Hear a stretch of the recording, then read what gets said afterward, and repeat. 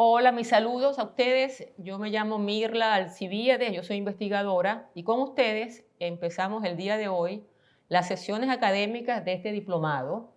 Este diplomado le hemos dado el título de Tiempo Narrativo Venezolano. Como saben, la modalidad ha sido resuelta en formato de taller.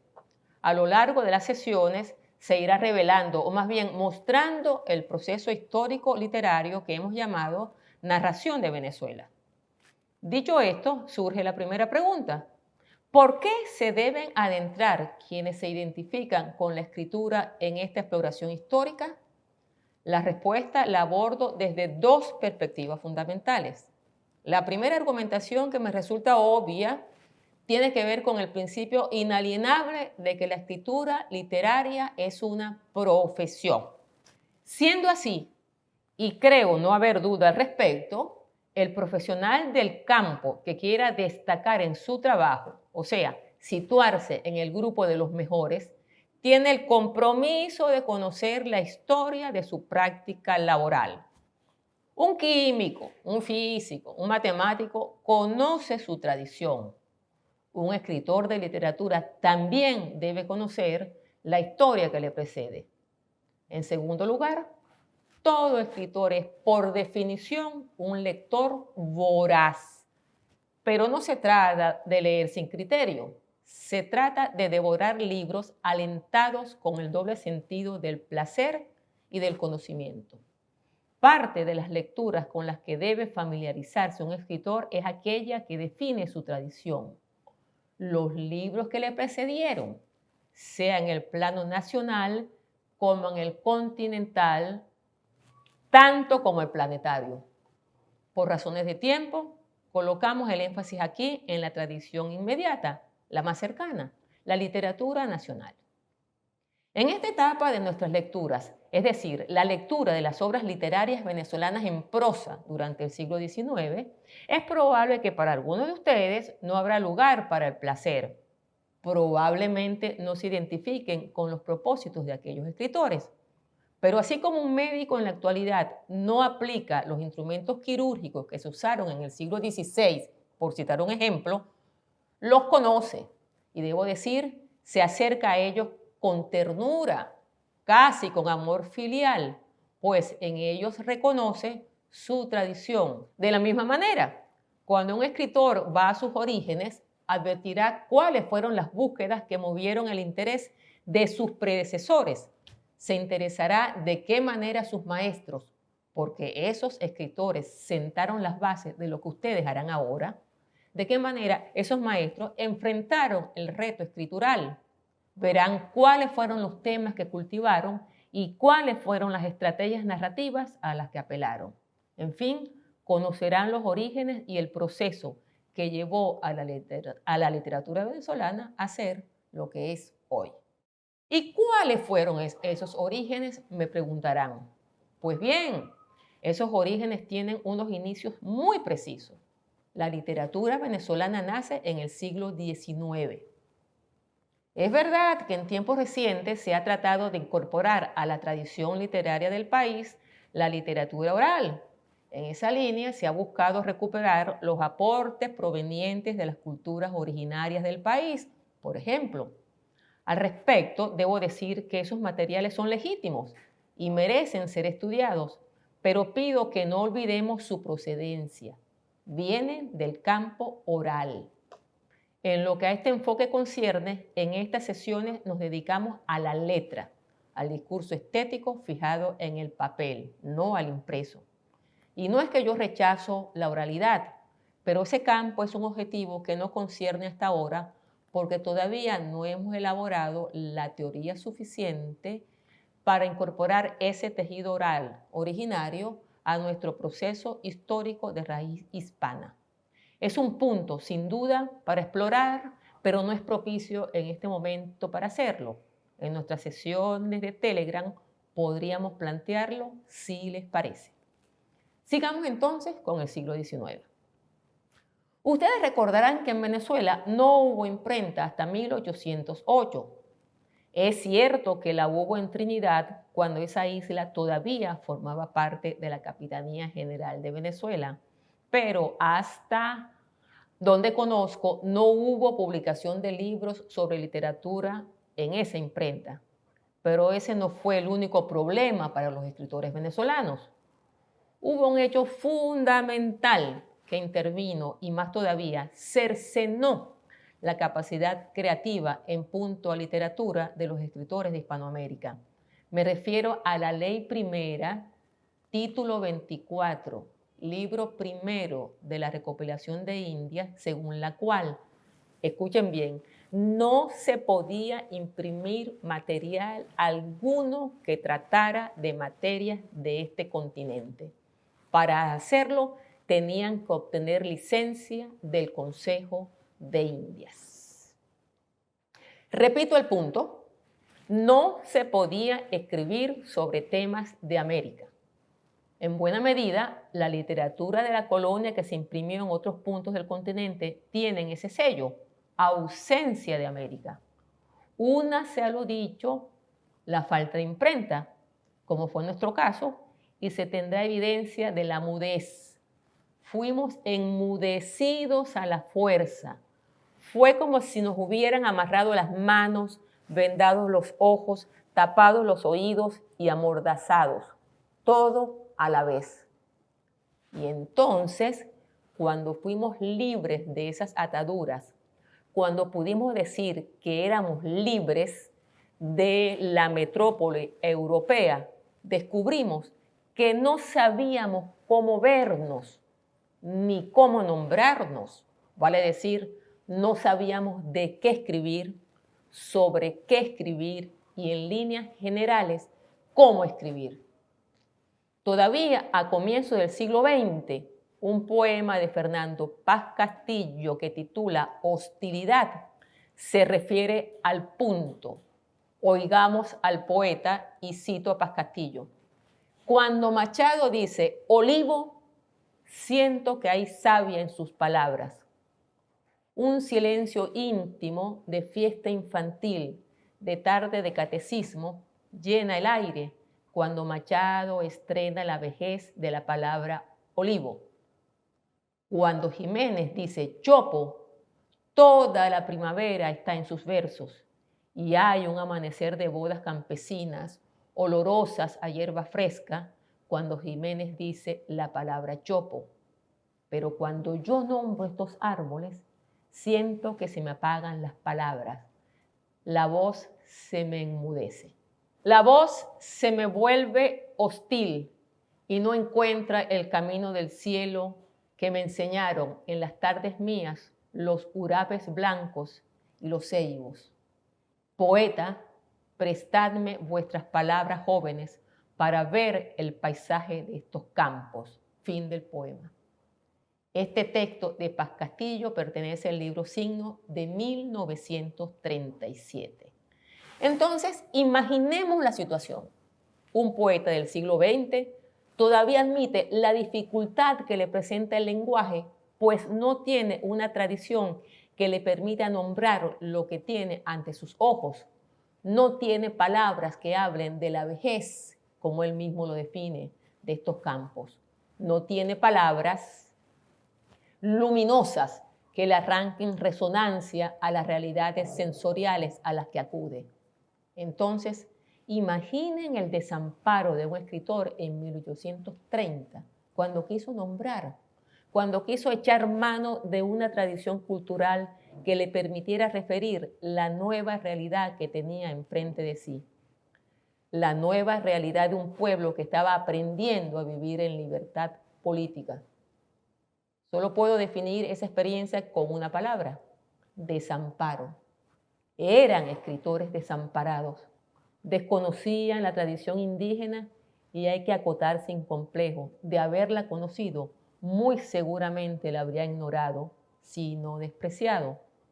No les interesaba una pretendida tradición africana, porque se había desprecio por la cultura y la etnia originaria. El desprecio se multiplicaba cuando de los descendientes de África se trataba. Siendo así, se plantearon el asunto desde cero. Se iniciaban en el mundo de las letras prácticamente desde la nada. En ese desamparo, lanzados a ese descampado, se plantearon el reto del aprendizaje. Reconocerían unas décadas más tarde que en esa etapa tuvieron que aprender. ¿Cuáles fueron los artilugios, los mecanismos a los que echaron manos para asimilar el aprendizaje? Hasta donde he visto fueron 4. Al nombrar esas tretas no privilegio, no jerarquizo, según las voy enumerando. Ese orden es aleatorio, debo insistir.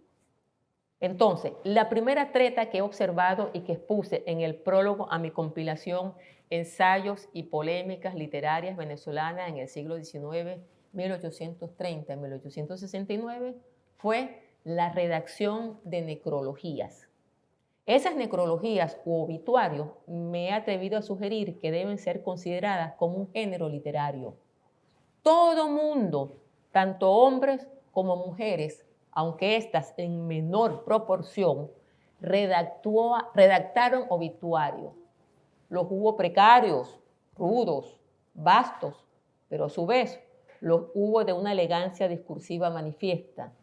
En realidad, fueron derivación de las tradicionales mesenianas, pero según lo que he analizado, tienen una marcada diferencia en el hecho de que la meseniana clásica, la que cultivó, por citar un caso obvio, Juan Vicente González, colocaba el acento en el ausente, proporcionaba rasgos biográficos, por ejemplo, o hablaba de acciones ejemplares del fallecido, y cabe apuntar, todas titulaban así, meseniana. El obituario del que trato, en cambio, tuvo un formato más libre. Para comenzar, no se valieron del conocido título o encabezamiento de meseniana. Más bien llevaron presentaciones que pudiéramos calificar de amplia factura. Algunas veces colocaban el nombre de la persona muerta, otras veces ponían sencillamente necrología, otras enunciaban con la palabra recuerdo. Hubo las que no llevaban título alguno. En fin, en este punto hubo novedad.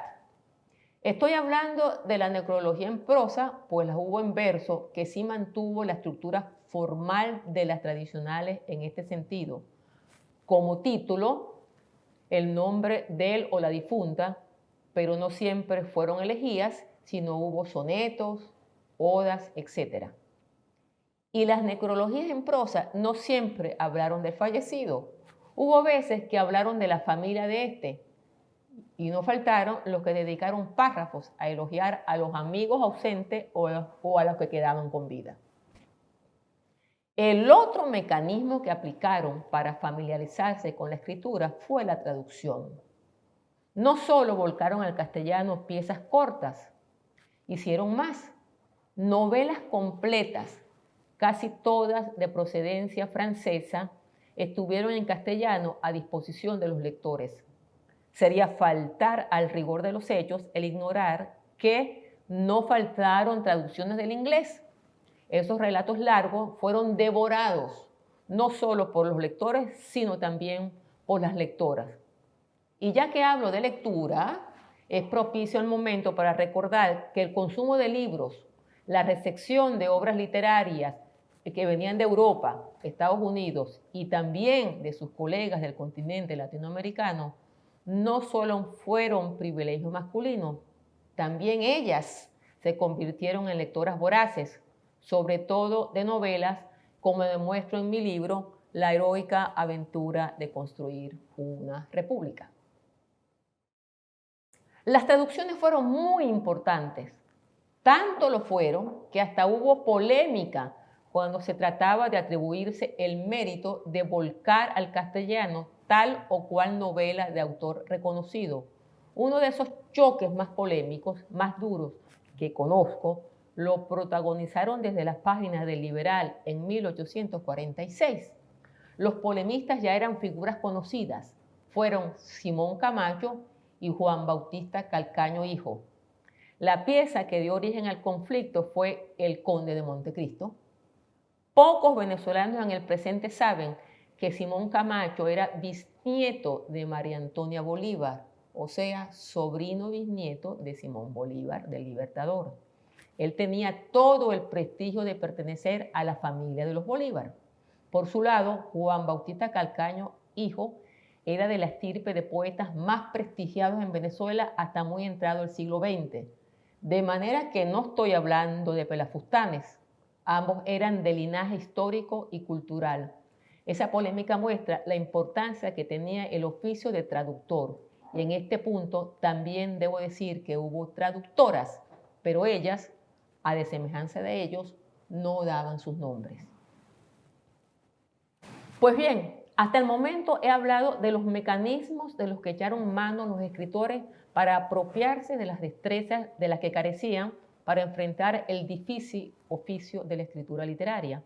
En este recuento hemos visto que se valieron de la escritura de las necrologías, de la estrategia lectora, autores franceses, ingleses, españoles, desde luego, y latinoamericanos. Para la lectura contaron con la complicidad de la prensa periódica, por cuanto la mayoría de estos impresos incluyeron en la sección folletín, novelas y cuentos, estos últimos en menor cantidad. También los dueños de las imprentas publicaban novelas con profusión, y también hay que contar las obras que importaban. Para que vean cómo era esta voracidad lectora, un aviso de la librería de los hermanos Rojas constataba que tenían para la venta 2.000 ejemplares de varias novelas. Era 1864 y no era la única librería de Caracas. Había venta de libros en las principales ciudades puertos del país. Significa que el comercio de novelas estaba estimulado desde varias ciudades, además de Caracas, en Maracaibo, Puerto Cabello. Y el recurso, o si prefieren, estrategia o apoyo que validaron los escritores en este proceso que los llevó a familiarizarse con la escritura de ficción, fue la imitación. En mi opinión, esta estrategia de imitar a los maestros fue tan importante que no he vacilado en titular este primer módulo del presente diplomado con ese principio. Si ustedes recuerdan, este módulo lo he presentado así: de la literatura de imitación a la profesionalización del escritor. Hubo un crítico literario muy importante en nuestro continente. Nació en República Dominicana, pero marcado por razones de exilio político y otras veces por motivos laborales, vivió en varios lugares de Europa y América, en Haití, Estados Unidos, Cuba, México, España, Argentina, entre otras. Ese crítico literario, intelectual brillante, dotado de cualidades exquisitas para leer con criterio y juicios que todavía nos sirven de guía, habló en determinado momento, en la década de los 20, en el siglo XX, de ese proceso que llevó a nuestros escritores a encontrar la manera de nombrar nuestras realidades culturales diversas, heterogéneas. Fue entonces cuando Pedro Enrique Ureña, que así se llama este crítico e historiador de la literatura latinoamericana, nacido en 1884 y fallecido en 1946, habló de esa búsqueda de nuestros escritores por lograr su expresión. De hecho, con esa fórmula dio título a uno de sus libros, 6 ensayos en busca de nuestra expresión. El volumen salió de imprenta en 1928 y, por cierto, y como dato más que anecdótico, José Carlos Mariátegui le dedicó una elogiosa reseña crítica. No fue tarea fácil la búsqueda de esa expresión si tomamos en cuenta que se comenzó imitando.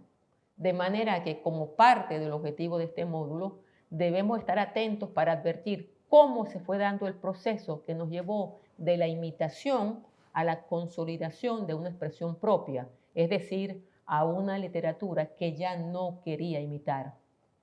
Pero antes de echar a andar esa revisión historiográfica, tengo que aclarar un aspecto metodológico que juzgo de importancia radical. Este asunto tiene que ver con la manera como iré organizando la materia a examinar, es decir, los numerosos cuentos y novelas a los que tendré que hacer mención. Esta precisión es importante porque ese procedimiento expositivo puede realizarlos de diversas maneras. Por ejemplo, puedo hablarles de autores y así ir nombrándoles una serie de escritores y sus obras, escogiendo desde luego los que juzgo más representativos. Puedo también dar una sesión de novelas, otra de cuentos, otra de novelas y así sucesivamente.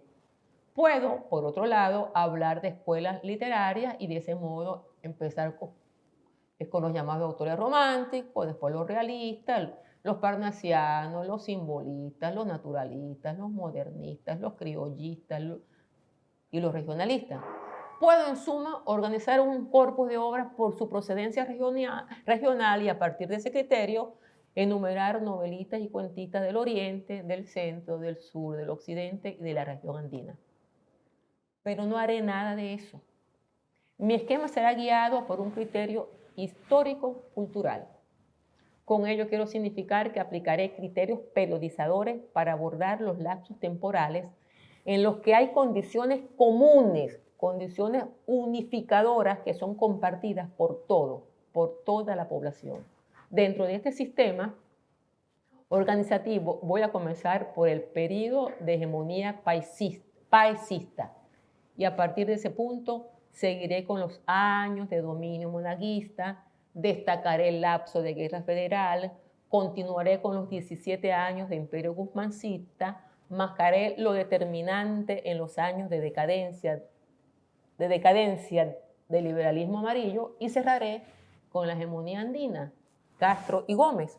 En ese recorrido veremos de qué manera las circunstancias políticas determinaron los gustos y las opciones de escritura. A pesar del peso que tiene la esfera política en todos los órdenes de la vida nacional, mi recuento no cierra en 1935 con la muerte del dictador Juan Vicente Gómez.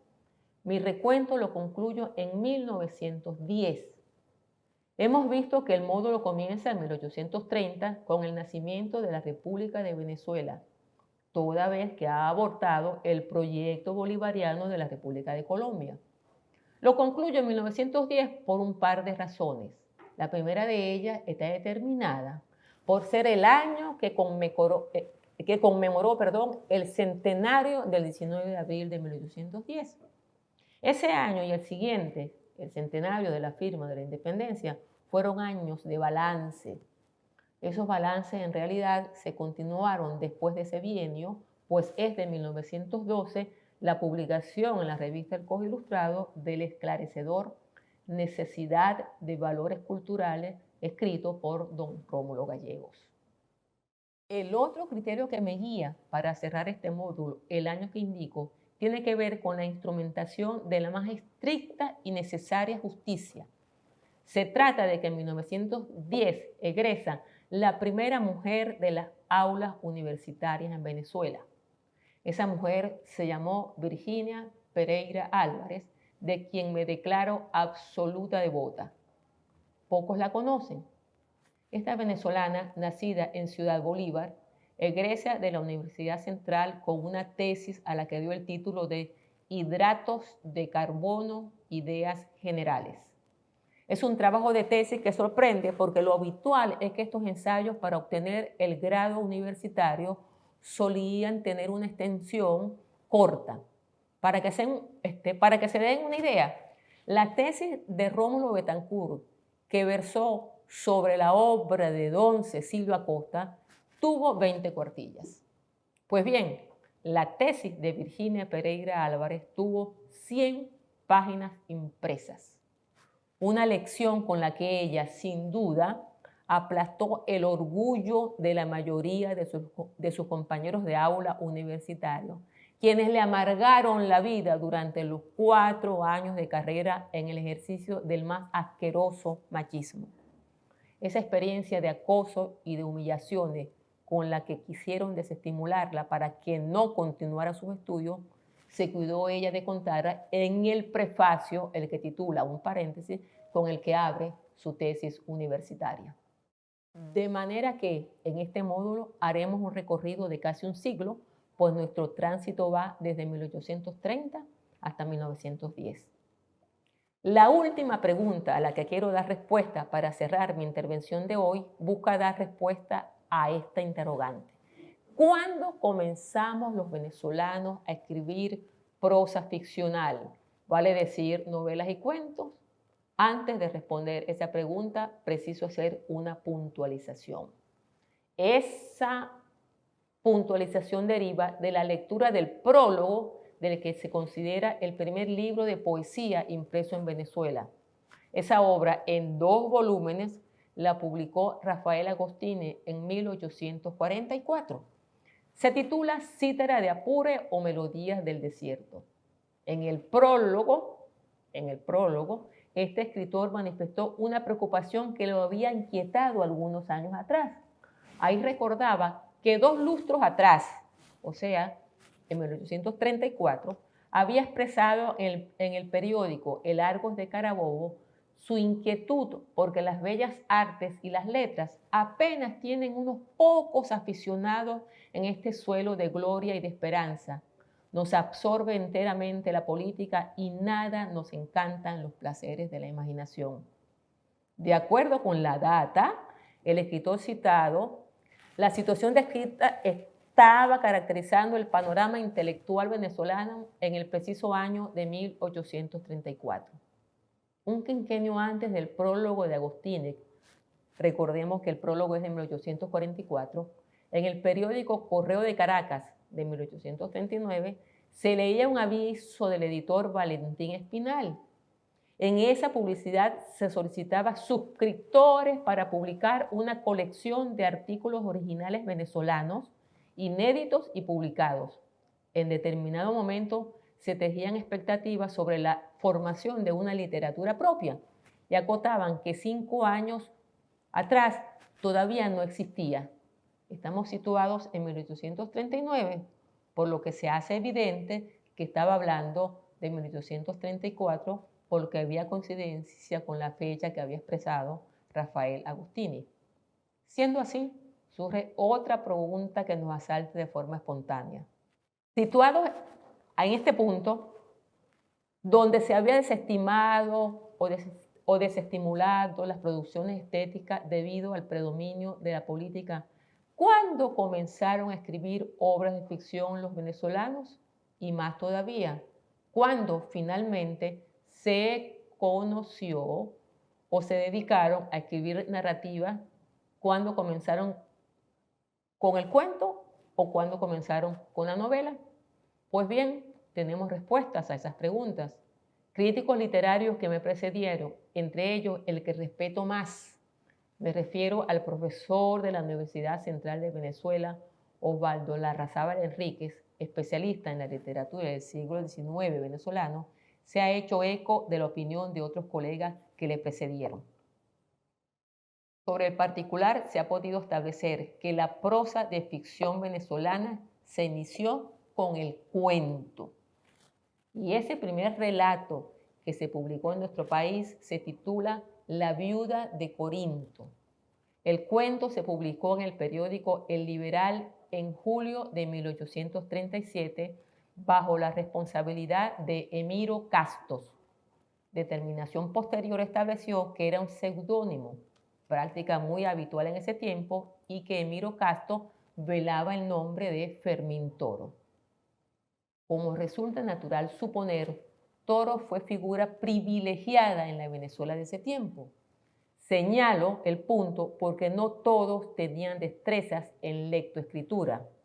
Menos del 2% de la población sabía leer y escribir, de manera que todos aquellos que se dedicaban a la escritura tenían soporte económico. Este autor había nacido en 1807, significa que comenzó a publicar cuando tenía 30 años. Era pariente del Marqués del Toro. Con el tiempo se fue transformando en figura destacadísima de la vida pública nacional. Pero esa biografía la pueden obtener en varios diccionarios al uso. Como no puede faltar, la nota luctuosa murió en 1865. Dicho lo anterior, me despido de ustedes hasta la sesión por Telegram este miércoles próximo. En la sección del lunes subsiguiente veremos cuál fue la primera novela escrita y publicada en Venezuela, quién fue su autor y sobre todo cómo debemos leer y analizar esas obras. Además, conoceremos un grupo de cuentos impresos en la década de 1830 y 1840. De manera que me despido hasta entonces.